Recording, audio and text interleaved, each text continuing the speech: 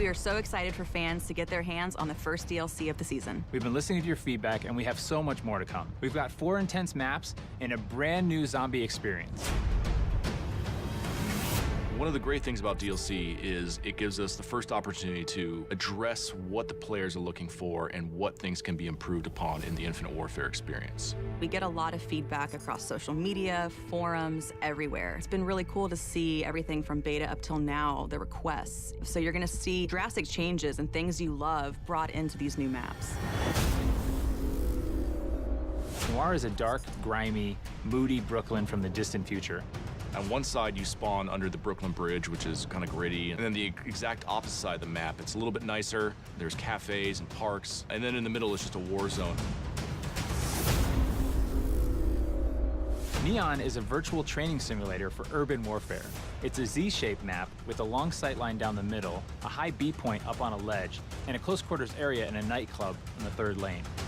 When you run around, cars will generate players. When they die, they will dissolve into a mess of polygons. It's a very interesting and fun play space to be in. One of the maps in DLC 1 that we are pretty excited about is called Renaissance. It takes place in Venice. It's a very tight quarters, very fast gameplay. If you like to snipe, you're gonna love the church lane.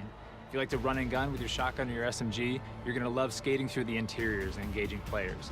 And if you're a mobile mid-ranger, you're gonna love taking your assault rifle onto the streets. Another map we have is called Dominion, and it's a Modern Warfare 2 remake of the classic map Afghan. This time it takes place on Mars. Afghan is such a revered map, not just amongst the fans, but also among everybody at Infinity Ward. It has a lot of different identifiable landmarks that everybody can remember, the crash ship, the AA guns on the hill. And we knew it was kind of an easy transition over to Infinite Warfare's theater of war. And players can now boost jump up to the lookout and counter snipers with close range engagements.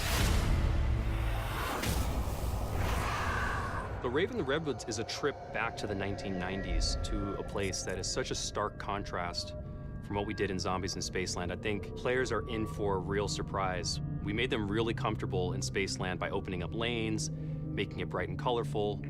This is really a horror film brought to life in a video game form. It's going to blow people's minds. After getting sucked out of Zombies in Spaceland, our 4 characters appear in a cabin. They wake up kind of groggy. They kind of realize that they're maybe in the 90s now. As you explore outside of the cabin, you find out that you're actually in an abandoned camp that's been kind of taken over by a few hundred raver kids that are throwing an all-night rave party in the middle of the woods. The level has this dark, foreboding, kind of spooky vibe, and then the world comes alive.